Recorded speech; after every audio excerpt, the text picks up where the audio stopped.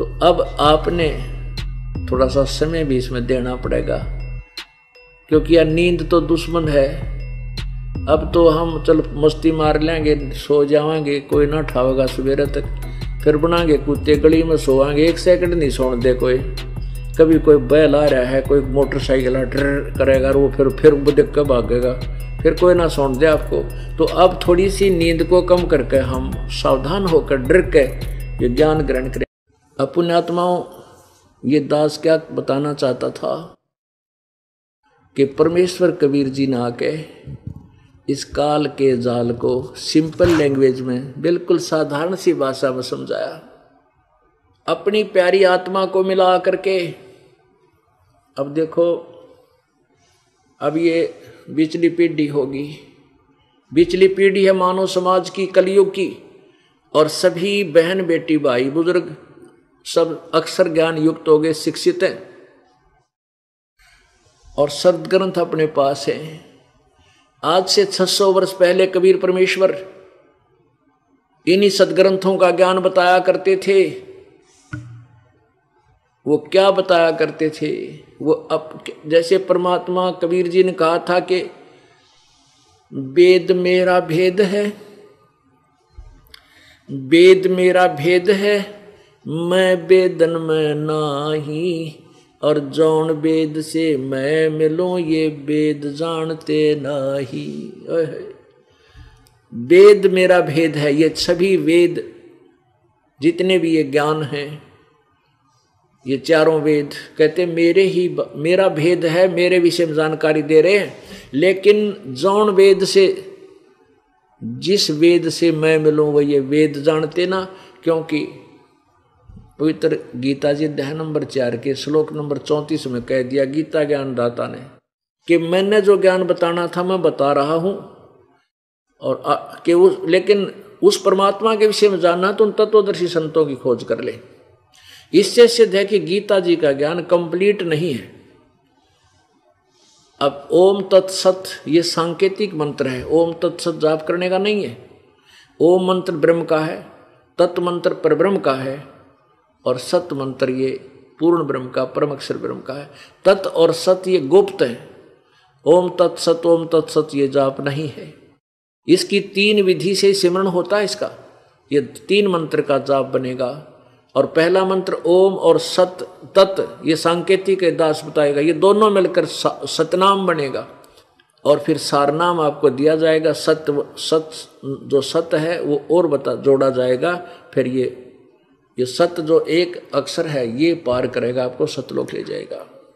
और ओम तत्सत ये एक छुड़ावेगा, एक मिलावेगा।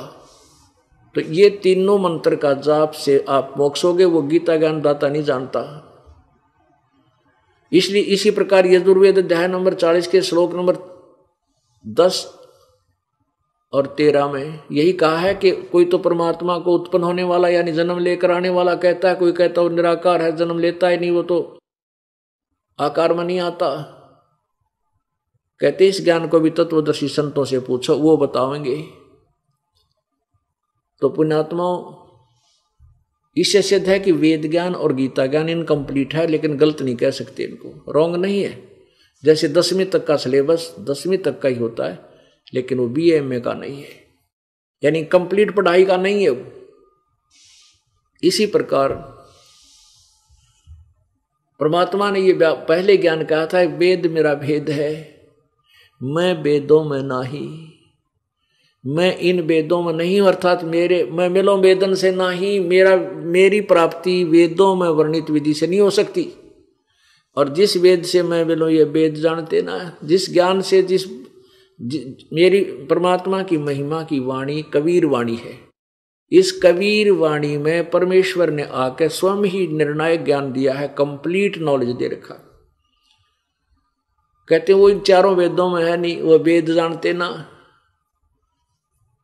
अब देखो, परमात्मा कबीर जी चारों युगों में आते हैं, अपने ज्ञान की महिमा, अपने ज्ञान को आप ही बताते हैं, और वो अपनी प्यारी आत्माओं को यानी श्रेष्ठ आत्माओं को आकर मिलते हैं। उनसे उनसे उनको अपना परिचय देते हैं, साक्षात्कार सतलोक में अपना यथार्थ रूप दिखाते हैं, ब्रह्मा विष्णु महेश की सतीथि से परिचित करा के अपने गवाह बना जाते हैं कि कबीर इज गॉड, कबीर परमात्मा है। इसी का प्रमाण वो वेद दे रहे हैं। अब देखिएगा कुछ संकेत आपको देते हैं कि वेद क्या बताते हैं उस कबीर परमात्मा के विषय में। देखिएगा ऋग्वेद मंडल नंबर 9 और सूक्त नंबर 86 और मंत्र नंबर 26-27 में। ये देखिएगा पवित्र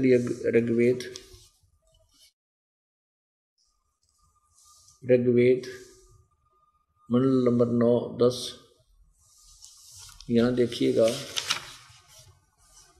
ये कहाँ से प्रकाशित है। प्रकाशक है सर्वदेशी कार्य प्रतिनिधि सभा, मैरिज दयानंद भवन, रामलीला मैदान, नई दिल्ली। यहाँ देखिएगा अध्याय नंबर 9 और सूक्त नंबर 86 और इसके मंत्र नंबर 27 में। कितना निर्णायक ज्ञान दिया है भगवान। ऋग्वेद मंडल नंबर 9 सूक्त 86 मंत्र 26 में, यज्ञ करने वाले यजमान के लिए परमात्मा सब रास्तों को सुगम करता हुआ उनके विघ्नों को यानी आपत्तियों को मर्दन करता हुआ नष्ट करता है और उनको पवित्र करता हुआ और अपने रूप को सरल करता हुआ। अपना जो वास्तविक रूप है परमात्मा का वो बहुत तेजों में है, उसको हल्का कर लेता है मनुष्य। अच्छा, वह कांति में परमात्मा कबीर। ये देखो यहाँ कबीरतो, हम इसको कबीरतो कहते हैं, कबीर। इन्होंने इसको कबीर लिख दिया, हम इसको कबीर बोल दिया, कबीर है। यहाँ लिख दे हुआ परमात्मा कबीर है, बस साढ़े सर्वज्ञ की जगह कबीर लिख दे। अब जैसे ये यजुर्वेद है, अब ये क्या करते हैं व्याकरण के चक्कर में अपना ये सारा ज्ञान बना देते हैं। अब देखो ये यजुर्वेद है, ये पवित्र यजुर्वेद है, ऊपर रह लगा है, इसके यहाँ 2 अपसर्ग लगा दें या ऐसे रह लगाकर नीचे हलंत लगा दें, यजुर्वेद अलग अलग करके भी हम पढ़ सकते हैं। यदि 2 अपसर्ग लगा दें तो भी ये पुस्तक यजुर्वेद ही बोली जाएगी जब जहाँ इस यजुर्वेद का ज्ञान होगा। तो ऐसे ही ये कबीर देव है, यहाँ इन्होंने लिख दिया कि वह अपने यजमान माने अपने पुजारियों का, अपने भक्तों का, के सब रास्तों को सुगम करता हुआ और उनके विघ्नों को नष्ट करता हुआ मर्दन करता है और वह पवित्र करता हुआ है। फिर देखिए ये कबीर तो ऋग्वेद मंडल नंबर 9 सूक्त 86 का मंत्र 26 है।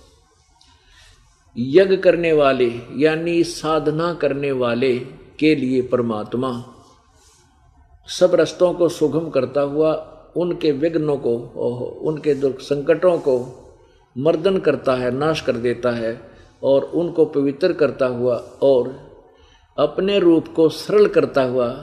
तेज पुंज तंदे धर कैसवी धम को भेंटी, हल्का तेज पुंज का शरीर बनाकर आता है। वह कांतिमान परमात्मा कबीर है। वो कबीर, यहाँ कबीर लिख दें सर्वज्ञ। कवि कोई सर्वज्ञ वास्ते कवि कभी सर्वज्ञ नहीं हो सकता। यहाँ कबीर का अर्थ हम कबीर ही लिख दें। कबीर विद्युत के समान यानी अति शीघ्रता, जैसे बिजली चमक्या करे 1 सेकंड में यहाँ लेती है, समान क्रीड़ा करता हुआ वर्णीयम पुरुषों को, वर्णीय माने श्रेष्ठ पुरुषों को, अच्छी आत्माओं को प्राप्त होता है, उनको आकर मिलता है। आगे देखो अब 27 में, प्रेम की वे सैकड़ों धाराएं जो नाना रूप में सथित हो लाभ कर रही हैं परमात्मा, ये परमात्मा को प्राप्त होती हैं। प्रकाश पुंज परमात्मा को, प्रकाश पुंज परमात्मा को बुद्धियाँ विषय करती हैं। जो परमात्मा ध्यूलोक के, जो परमात्मा ध्यूलोक यानी ऊपर तेजों में लोक के तीसरे पृष्ठ पर विराजमान है, एक देशीय है, एक स्थान पर रहता है और प्रकाश स्वरूप है, उसको बुद्धियाँ प्रकाशित करती हैं। अब जैसे ये अनाड़ी महर्षि दयानंद कह का बेरा नहीं था, महर्षि की पदवी पा रहा, कहते भगवान सर्वव्यापक है, एक देशीय नहीं है, किसी वेद में नहीं लिखा है कि भगवान एक देशीय है। अरे ये 100 जगह बता रखा है वेदों में, 36 जगह। अब इससे सिद्ध है कि वो परमात्मा अपने श्रेष्ठ भक्तों को आकर मिलता है और अपने ज्ञान का प्रचार करता है। अब देखिएगा 82 में सूक्त नंबर, ऋग्वेद मंडल नंबर 9, ऋग्वेद मंडल नंबर 9 सूक्त 82 82 में मंत्र नंबर 1 यहाँ से प्रारंभ होता है। सोम सर्व उत्पादक प्रभु, सोम माने अमर परमात्मा होना चाहिए, प्रकाश रूप स्वरूप, सद्गुणों की वृष्टि करने वाला, पापों के हरण करने वाला। देख वो मोटे दिमाग का दानव का बोला पाप अक्षमानी होते, 100 जगह लिख रखा है वेदों, पापों का नाश करने वाला, हरण करने वाला, वह राजेव, राजा के समान, राजेव राजा की तरह, लाइक ए किंग, यानी मनुष्यों में श्रेष्ठ होता है वो, राजा के समान। ये देखो पृष्ठ 269 पर, ये 270 पे, राजा के समान दर्शनीय है, दर्शनीय है। वह पृथ्वी आदि लोकांतरों के चारों ओर शब्दमान हो रहा है। वह वर्णीय पुरुषों को, श्रेष्ठ भक्तों को, वर्णीय श्रेष्ठ भक्तों को, पुरुषों को, यानी दृढ़ भक्त हैं, जो दृढ़ भक्त हैं, जो दृढ़ भक्त हैं उसको पवित्र करता हुआ प्राप्त होता है। उनको मिलता है करके, उनको पवित्र करता हुआ, उनको, क्योंकि परमात्मा ही हमें साफ करेगा। जिस प्रकार विद्युत स्नेह वाले स्थानों पर आदि आदि, ये हमने अपना ये असली उद्देश्य देख रहा हूँ, परमात्मा श्रेष्ठ भक्तों को आकर मिलता है यहाँ पर। अब वो पहला पड़ा, अब दूसरा, हे परमात्मा उपदेश करने की इच्छा से आप, यानी तत्व ज्ञान देने के लिए आप महापुरुषों को प्राप्त होते हो, यहाँ के उन पुण्यात्माओं को मिलते हो, यानी सच्चा ज्ञान देने के लिए। और आप अत्यंत गतिशील पदार्थ के समान, यानी अतीत कहते पहुंचूंगा क्षण एक में, एक क्षण में पहुंच लूंगा, धन भगत जन अपने के काज के समान हमारे आध्यात्मिक यज्ञ को प्राप्त होते हो। ओहो, यानी, और वह कबीर, ये देखो यहाँ भी इन्होंने डंगा फेर कर दिया, ये कबीर, ये ऊपर लग गया कबीर वेदस्या। अब वेदस्य का अर्थ देखो कि है, इन की बुद्धि देख लो, यहाँ लिखा है वेदस्य मन उपदेश करने की इच्छा से, यहाँ लिखना कबीर वेदस्य, वो कबीर परमात्मा उपदेश, कबीर यहाँ लिख देना था कबीर परमात्मा उपदेश करने की इच्छा से महापुरुषों को प्राप्त होते हैं, भाई इतना लिखना था। लेकिन इन्होंने तड़ंगा करने का मतलब था ज्ञान था कोई ना, ये कबीर है ऊपर रह लग गया इसका, ये प्रिंट में थोड़ा सा गड़बड़ रह रही है, कबीर है ये, क्योंकि इन्होंने यहाँ लगाया ये रह, यहाँ कबीर है,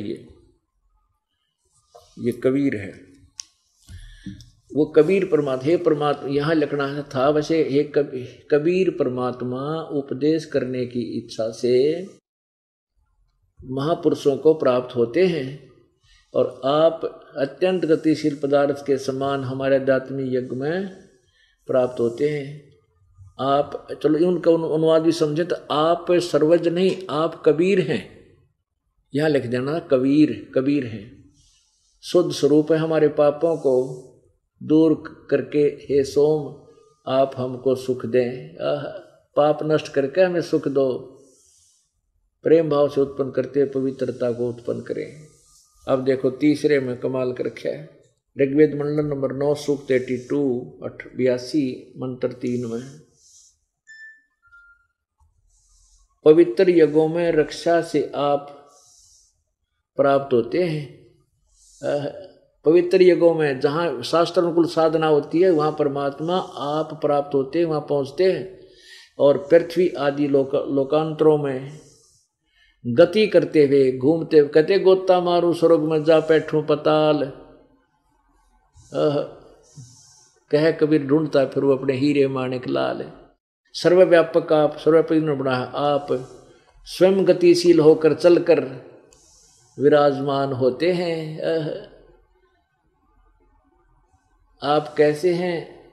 आप सबके तर्पक हैं और सबके रक्षक हैं, बड़े से बड़े गतिशील पदार्थों के नियंता हैं, पृथ्वी आदि लोकांतरों के केंद्र होकर सब पदार्थों को की रक्षा करते हैं। अब इससे सिद्ध है कि वो परमात्मा कबीर परमात्मा कबीर देव मनुष्य जैसा है, राजा के समान, यानी क्योंकि यहाँ आकर के परमात्मा जब आता है तो बहुत बड़े एक वृंद का, बहुत बड़े भगत वृंद का, समूह का एक मुखिया होता है, गुरु होता है। तो ऐसे कहते हैं आप एक राजा की तरह बहुत बड़े समूह का कि महाराज होते हो, महाराज समझो सब दिन का यहाँ, और अपने श्रेष्ठ भक्तों को आकर आप मिलते हो। अब वो परमात्मा स्वयं आकर के अपने यथार्थ ज्ञान को देते हैं। अब और दिखाते हैं पुण्यात्माओं, क्योंकि आप इतनी दूर से आते हो, काम अपना कार्य छोड़ कर आते हो, तो आपको यहाँ बैठकर कितने सुविधा आपको दी है परमात्मा ने हम दासों के माध्यम से। आप इतनी प्यारी आत्मा हो परमेश्वर की। पहले तो आपको घर से लाए प्रेरणा करके, आपके काम की व्यवस्था करी, फिर यहाँ हमारी ड्यूटीदार रखी। आपके आने से पहले मैट बिछाएं, हमारे बच्चे रोटी खाना व्यवस्था करें, और फिर अमृत वर्षा आपको ये दूध पिलाया जाता है परमेश्वर की अमृतवाणी का। आपको आपकी आत्मा को पाला जा रहा है जैसे बच्चे को माँ पिलाया करे दूध।